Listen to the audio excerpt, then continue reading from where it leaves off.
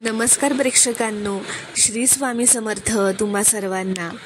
ठरलं तर मग मालिकेच्या आजच्या म्हणजेच 9 सप्टेंबरच्या भागात आपल्याला एक जबरदस्त असा ट्विस्ट पाहायला मिळणार आहे.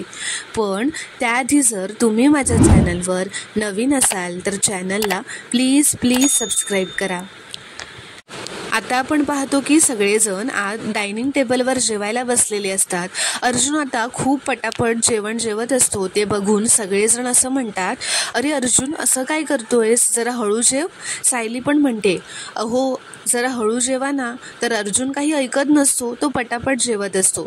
आता पूर्ण जेवण झाल्यावर ढेकर काढत असं म्हणतो, आत्ता कुठे माझं पोट भरलं. बायको, तू लास्ट टाइम चिडली होतीस ना माझ्यावर, मी वेळेवर जेवलो नाही म्हणून. बघ आता मी जेवलोय, आता मी निघतो हा. असं म्हणत तो आता त्याच्यावर खोलीत जायला निघतो, कारण त्याला आश्रमात जायचं असतं. आता सायलीला कल्पना, प्रताप, अस्मिता, विमल आणखीन जेव, तू काहीच जेवली नाही आहेस असं म्हणून तिला जेवण्यासाठी आग्रह करत असतात, तिच्या ताटात वाढत असतात. अर्जुन हे वर जाताना जिन्यांकडे उभं राहून बघतो व खुश होतो आणि म्हणतो, ही सगळी तुझी माणसं आहेत बायको, पण तुझं कुटुंब अजूनही पूर्ण नाही आहे. मी तुझ्या आईबाबांना शोधून ते पूर्ण करेनच. तर आता दुसरीकडे आता अर्जुन कुसुमताईकडे आलेला असतो. तिला विचारतो, कुसुमताई सायलीचा फोटो सापडला का तुम्हाला? ती म्हणते, फोटो कधी काढलाच नाही तर काय सापडणार आहे. आता कुसुम सायलीचा सापडलेला ID कार्ड काढून अर्जुनला देते. अर्जुन आता ते बघून खूप खुश होतो. पण जेव्हा तो ID कार्ड व्यवस्थित बघतो तेव्हा तो मग बघतो आणि म्हणतो की यावर सायलीचा तर फोटो खराब झालेला आहे, त्यामुळे चेहरा दिसतच नसतो. तर कुसुम म्हणते, अहो 15-16 वर्षांचा जुना फोटो आहे, मधुभाऊनी जपून ठेवलेला. तर अर्जुन म्हणतो, चेहराच नाही दिसला तर काय उपयोग आहे याचा. आज ना खरंच खूप होप्स होते, वाटलं होतं काहीतरी ब्रेक थ्रू नक्कीच मिळेल. पण आता सायलीच्या आईवडिलांना कसं शोधायचं. आता इथे दुसरीकडे सायली मधुभाऊंना भेटायला हॉस्पिटलला आलेली असते. ती येते, मधुभाऊंच्या बाजूला बसते, त्यांच्याशी बोलते, गप्पा मारते, सगळं सांगत असते की कसे सगळे घरचे तिची काळजी घेत आहेत, प्रेमाने वागतायत. तिचा दिवससुद्धा साजरा केला. अर्जुन कसा तिच्यावर खूप प्रेम करतोय. ती म्हणते, तुम्ही पण लवकर बरे व्हा ना मधुभाऊ, हे सगळं बघायला घरी चला ना, असं ती म्हणत असते. तेवढ्यात तिला आता चैतन्याचा फोन येतो. ती फोन घेते. चैतन्य असं म्हणतो, सायली वहिनी अर्जुन कुठे आहे, त्याचा फोन लागत नाही आहे, तुझ्यासोबत आहे का? तर सायली म्हणते, कुठे म्हणजे? तुमच्याबरोबरच असतील ना ते, तुमची महत्त्वाची मीटिंग होती ना असं म्हणून गेलेत. तर चैतन्य म्हणतो, आमची मीटिंग नाही, आमची आज कुठलीच मीटिंग नव्हती, मी इथे कोर्टात आलोय.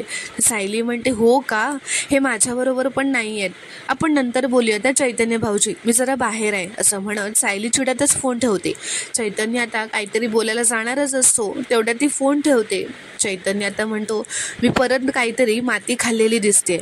आता सायली चिडून मधुभाऊजवळ येते व म्हणते, बघितलं मधुभाऊ सतत खोटं बोलतायत माझ्याशी, काहीतरी लपवतायत.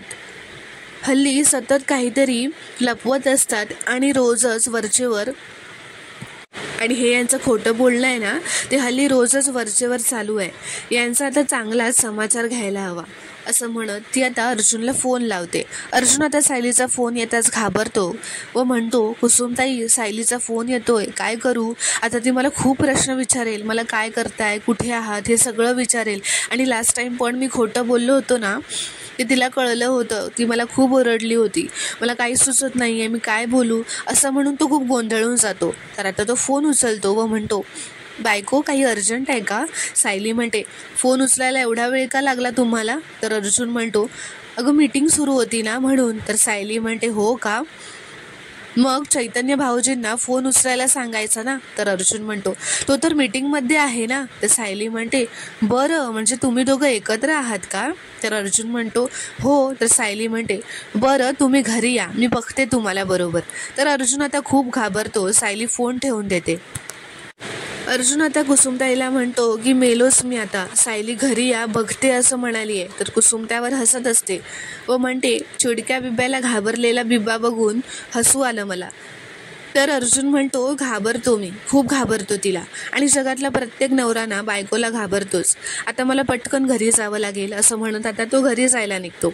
इथे दुसरीकडे पोलीस येऊन हॉस्पिटलमध्ये प्रियाला दुसऱ्या वॉर्डमध्ये शिफ्ट करतात. आता इथे सायली अर्जुनवर खूपच चिडलेली असते व म्हणत असते, घरी जाऊन यांचा चांगला समाचार घेते. पण अजून इथे कुसुमताई का नाही आली आहे? कुसुमताईला विचारायला हवं की ती कुठे आहे ते. आता ती तिला फोन लावते. कुसुम आता फोन उचलते व म्हणते, अगं मी हॉस्पिटलमध्ये नाही आहे, फ्रेश व्हायला ना जरा घरी आले होते, पण तू कधी आलीस न सांगता? तर सायली म्हणते, अगं कुसुमताई असं काय करतेस? दर 2 दिवसांनी मी येणार असं ठरलंय ना, त्यात काय सांगायचं दरवेळेला? आणि तू मधुभाऊ ना एकटं सोडून का गेली आहेस? तर कुसुम म्हणते, अगं मी आता निघतेच आहे हॉस्पिटलला जायला. तर सायली म्हणते, बरं कधी एकदा ना आता मी घरी जाऊन यांच्याशी बोलते असं झालंय मला. तर कुसुम विचारते, का गं काय झालं? तर सायली म्हणते, अगं हल्ली हे ना वरचेवर खोटं बोलायला लागलेत माझ्याशी, आज घरी जाऊन चांगला समाचार घेते यांचा. तर कुसुम म्हणते, जाऊ देत गं, एवढं मनावर कशाला घेतेस? माझा नवरा तर तोंड उघडायचा ते खोटं बोलायलाच. तुझ्या नवऱ्याचं तरी तुझ्यावर प्रेम तरी आहे, आणि जर ते खोटं बोलले असतील ना तर ते तुझ्या हिताचंच असेल. तर सायली म्हणते, कुसुमताई तू काय यांची हल्ली एवढी बाजू घेतेस का? तर कुसुम म्हणते, अगं बाजू घ्यायलाच पाहिजे ना, जावई आहेत ते. तर सायली म्हणते, बरं ते मी ठरवते, मी बोलते यांच्याशी घरी जाऊन. असं म्हणत सायली आता चिडून फोन ठेवते व तिथून घरी जायला निघते. इथे दुसरीकडे अश्विन व त्याचा वकील प्रियाला तिच्याशी बोलायला हॉस्पिटलमध्ये येतात. तो वकील असं म्हणतो, प्रियाला असं म्हणतो की महिपतने तुम्हाला जीवे मारण्याची धमकी दिली याचा पुरावा द्यावाच लागेल. प्रिया म्हणते, अहो आता धमक्या दिल्या, गळा आवळला त्याने माझा, याचा पुरावा कसा असणार आहे? तर वकील म्हणतात, महिपतपासून तुमच्या जीवाला धोका होता याचा काहीतरी पुरावा मिळावाच लागेल, त्याशिवाय तुमची सुटका होणं अशक्य आहे. अश्विन म्हणतो, तन्वी अगं आठव काहीतरी प्लीज. तर प्रिया मनातच म्हणते, महिपत माझ्या जीवावर उठला होता याचा पुरावा कुठून आणू आता? तर वकील असं म्हणतात, ठीक आहे तुम्ही विचार करा, आठवा, उद्या आपली कोर्टाची तारीख आहे, तेव्हा आपल्याला हे सिद्ध करावंच लागेल की महिपतपासून तुमच्या जीवाला धोका आहे, तरच तुम्हाला जामीन मिळू शकतो. प्रिया म्हणते, ठीक आहे मी आठवण्याचा प्रयत्न करते. आता अश्विन आणि तो वकील बाहेर जातात. प्रिया असं म्हणते, उद्या माझा जामीन झालाच पाहिजे, पण मी कसं सिद्ध करू की महिपत माझ्या जीवावर उठला होता म्हणून? मी खोटं साक्षी दिली, काय करू मी आता? ती असं म्हणते, तेव्हाचा पुरावा मिळणार नसेल तर आत्ताचा पुरावा क्रिएट करावा लागेल. महिपतपासून मला धोका होता आणि आहे हे सिद्ध झाल्याशी कारण. तर आता प्रियाच्या डोक्यात काहीतरी नवीन आयडिया आलेली असते. ती आता तिच्या बाजूला जो फोन ठेवलेला असतो तो साडीच्या पदरात लपवते व बाजूला जी पोलीस कॉन्स्टेबल उभी असते तिला म्हणते, मी जरा वॉशरूमला जाऊन येते. असं म्हणत ती आता फोन घेऊन आत जाते. आता इथे सायली घरी येते. कल्पना तिला मधुभाऊंबद्दल विचारते. सायली म्हणते, आई मधुभाऊ ठीक आहेत. कल्पना म्हणते, अगं पण तुझा चेहरा का पडलाय? तर सायली म्हणते, आई हे तुम्हाला कुठे जात आहे ते सांगून गेले होते का? किंवा तुम्हाला यांचा फोन आला होता का? तर कल्पना म्हणते, नाही ग, तो तर मीटिंगला जातो हेच सांगून गेला ना आपल्याला. तर सायली म्हणते, खोटं बोललेत ते आई, मला चैतन्य भाऊजींचा फोन आलेला, काही मीटिंग वगैरे नव्हती त्यांची. तर कल्पना म्हणते, काय अर्जुन खोटं बोलला तुझ्याशी? थांब त्याला येऊ दे, त्याचे चांगलेच कान उघडते. तेवढ्यातच अर्जुन घरी येतो. तो ऐकतो व म्हणतो, काय झालं, काही प्रॉब्लेम झालाय? कल्पना म्हणते, हो प्रॉब्लेम हा झालाय की तू तुझ्या बायकोशी खोटं बोललायस. तर सायली म्हणते, तुमची आज कुठलीही मीटिंग नव्हती, तुम्ही जरी खोटं बोलून गेला असलात ना तरी चैतन्य भाऊजींनी मला खरं सांगितलंय. तर अर्जुन मनातच म्हणतो, चैतन्य, त्याला नको तिथे तोंड उघडायची सवयच पडली आहे. कल्पना आता म्हणते, उत्तर दे अर्जुन, तू का खोटं बोललास? तर अर्जुन म्हणतो, पण मी खोटं बोललेलोच नाही आहे. चैतन्यचा तुला फोन आला ना तेव्हा तो कोर्टातच होता, आणि मग कोर्टाचं काम संपवून तो ऑफिसमध्ये आला ना तेव्हा त्याला कळलं की आमची मीटिंग आहे ते, आणि मी त्याला मीटिंगमध्ये बसलोय आणि त्या मीटिंगमध्ये मी बसलोय, मग तोही आम्हाला मीटिंगमध्ये जॉईन झाला. तेव्हा तुझा फोन आला होता मला, तेव्हा तो मीटिंगमध्येच होता माझ्यासोबत. तर सायली म्हणते, हो ते म्हणाले की कोर्टात आहेत. तर अर्जुन म्हणतो, तेच तर, जेव्हा मीटिंग ठरली ना तेव्हा तो कोर्टात होता, त्याला माहीतच नव्हतं मीटिंग आहे ते. हे बघ, माझं काय म्हणणं आहे, जर माहीतच नसेल तर तसं सांगायचं ना की माहीत नाही आहे, किंवा मला फोन करून कन्फर्म करायचं ना. पण नाही, काही लोक ना काही कन्फर्म न करता नुसतं बोलत सुटतात. असं सगळं आता अर्जुन स्वतःचं खोटं लपवण्यासाठी सगळा काही जो ब्लेम असतो तो आता तो चैतन्यावर ढकलून देतो.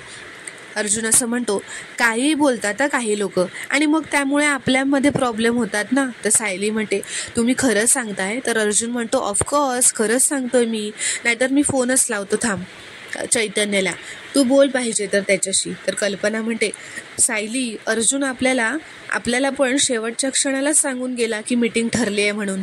तर चैतन्याला पण माहीतच नसेल कदाचित की मीटिंग ठरली आहे ते. तर अर्जुन म्हणतो, थांबा ना, मी फोनच लावतो त्याला, तुम्हालाही कळू देत ना, त्यालाही कळू देत, त्याच्यामुळे किती प्रॉब्लेम्स होत आहेत ते आपल्यामध्ये. माझी बायको डाऊट घेते माझ्यावर. तर सायली म्हणते, नाही, त्याची काही गरज नाही आहे हो, म्हणजे कोणीच खोटं बोललेलं नाही आहे. मीच उगाच चिडण्याआधी तुमच्याशी बोलायला हवं होतं, उगाच मी चिडचिड केली, मला माफ करा हा. असं बिचारी सायली इनोसंट होऊन आता अर्जुनची माफी मागत असते. पण खरं तर आता अर्जुनने हे स्वतःला वाचवण्यासाठी चैतन्यावर ढकलून दिलेलं असतं. आता अर्जुन म्हणतो, इट्स ओके सायली, तुला माहीत नव्हतं ना, ठीक आहे, आता मी ना फ्रेश होतो पटापट जाऊन. असं म्हणत आता तो वर त्याच्या खोलीत जातो. तो आता त्याच्या खोलीत येतो, दार लावून घेतो व बसतो आणि म्हणतो, I am really so sorry Sayali, तुझ्या आईबाबांना शोधताना मला तुझ्याशी खोटं बोलावं लागतंय, पण काही हरकत नाही. जेव्हा ते सापडतील ना, तेव्हा तुझ्या चेहऱ्यावर जो आनंद असेल त्याने माझा सगळा गिल्ट कम्पेन्सेट होऊन जाईल. आता अर्जुन ते ID कार्ड काढून बघत असतो. तो बघतो सायली त्याच्यासाठी, तो बघत असतो ID कार्ड. सायली तोपर्यंत त्याच्यासाठी कॉफी बनवून घेऊन येत असते वरती. अर्जुन आता ते ID कार्ड घेऊन कपाटाजवळ उभा असतो. सायली वर खोलीत येत असते. सायली आता कॉफी घेऊन दार उघडते. सायलीला बघता क्षणी अर्जुन ते ID कार्ड कपाटात लपवून ठेवतो. तर ते बघताना आता सायलीला थोडासा डाऊट येतो की अर्जुनने काहीतरी कपाटात तिच्यापासून लपवलंय. तर प्रेक्षकांनो, आता पुढील भागात काय घडणार हे पाहणं खूपच रोमांचक ठरणार आहे. व्हिडिओ पूर्ण बघितल्याबद्दल खूप खूप धन्यवाद. व्हिडिओ आवडल्यास कॉमेंटमध्ये नक्की कळवा व चॅनलला प्लीज सबस्क्राईब करा.